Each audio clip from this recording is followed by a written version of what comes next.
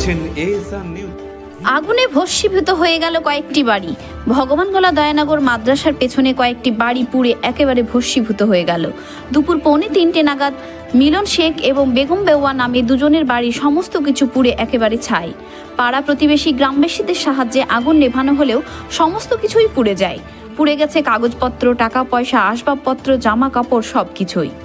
পার্শ্ববর্তী মাদ্রাসার প্রধান শিক্ষক শহীদুল ইসলাম সংবাদ মাধ্যমের মাধ্যমে প্রশাসনের কাছে সাহায্যের জন্য আবেদন জানিয়েছেন।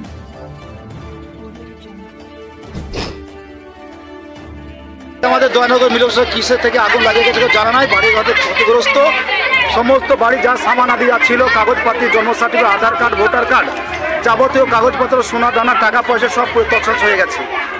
আজকে দুপুর 3:45 নাগাদ আগুন লাগে সমস্ত তছনছ হয়ে গেছে।